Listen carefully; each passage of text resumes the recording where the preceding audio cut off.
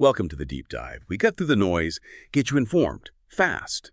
Today, we're tackling a narrative you hear a lot, especially maybe around election time. This idea that rural America is, well, stuck in this irreversible decline, shrinking towns, jobs disappearing. You know the story. But what if that picture, well, yeah, holds some truth, is actually missing something much bigger, something surprising? What if it's really a story about massive, untapped potential? That's our focus today, unlocking rural America's potential. We've really gone deep into a key report from McKinsey & Company and looked at a bunch of other sources too, trying to get a real sense of what's actually happening on the ground, away from the usual headlines. Right. And our mission really is to challenge that common, often kind of depressing idea head on. We want to strip away the noise, show you some realities that might actually surprise you, and importantly, uncover these significant economic opportunities. Opportunities that are often overlooked but are definitely there, thriving in many rural places. It's not just about fixing problems or, holding on to what's left. It's really about seeing and harnessing some incredible potential. Okay, so let's start right there. That common perception, shrinking towns, vanishing jobs, is that the whole story? What did the deep dive really show? Yeah, it's definitely not the full picture, not at all. The sources we looked at make it super clear. Rural America is incredibly diverse. It's just not one single thing, And actually, lots of areas are seeing real economic growth, showing amazing resilience. There's this resurgence trend people are talking about, which really pushes past that old narrative of just decline. Resurgence trend, okay. Yeah, and then numbers, they're pretty eye-opening. Think about this. Rural America right now contributes 15% of the entire U.S. GDP. 15%? Wow. Yeah, that's like $2.6 trillion for the national economy. But here's a really interesting part, the bit that jumped out from the research, the sheer scale of the untapped potential. The sources estimate that unlocking this could add somewhere between, get this, $80 billion and $460 billion to the national GDP. Every year. Annually, yeah. And it could also lift, potentially, up to 3.7 million more people into the middle class. So the key insight isn't just like preserving tradition. It's about this massive economic engine that could genuinely reshape America's middle class. It kind of proves that boosting rural areas is a smart national economic strategy, not just a local thing. Huh. It's a powerful insight. So it's not just about preservation, but actually sparking entirely new growth. New mobility. Absolutely. That's the big shift in how we should see it. And, the media, policymakers, they actually started noticing this rural revival, maybe a mid-2010s, early 2020s, realizing these places weren't just, hanging on, but were actively finding new ways to thrive. It's a fundamental change in perspective. Fascinating stuff. So if it's not just the traditional image, like farming, what are the economic engines now? What's really driving growth in these rural economies, maybe beyond what people typically think? Well, it's a real mix. It's like traditional strengths that are evolving, plus some really interesting new sectors popping up. Take manufacturing. You might think it's all decline, right? And yeah, there were big job losses, about 1.5 million jobs, a 30% drop between 2000 and 2019. Right, that's significant. It is, but the twist is the manufacturing that's left is often highly specialized. Advanced manufacturing. So it's less about sheer numbers, maybe, and more about strategic, high-value stuff. Energy and mining, they're still foundational, but they're changing, too, especially with renewables growing.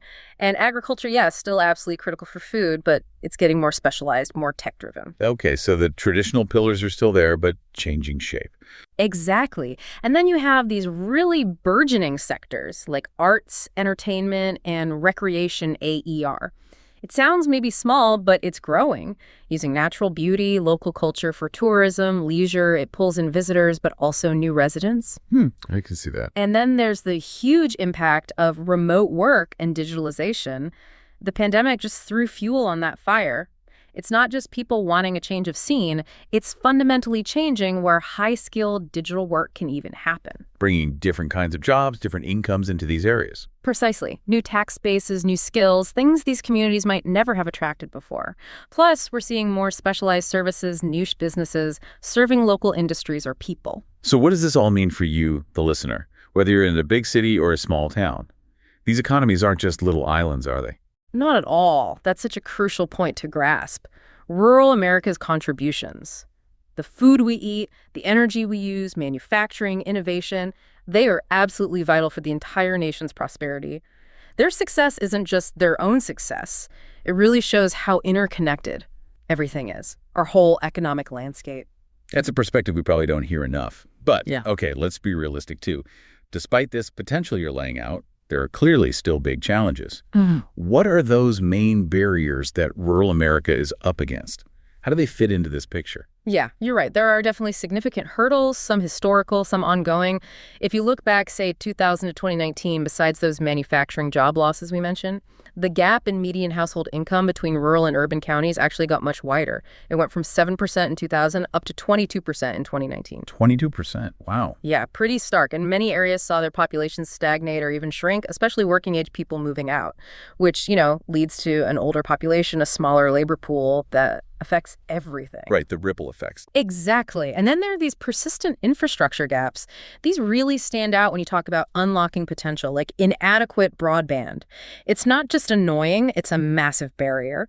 Stops remote work, e-commerce, access to good education, healthcare. You really need that connectivity now. Absolutely. It creates this kind of vicious cycle, right?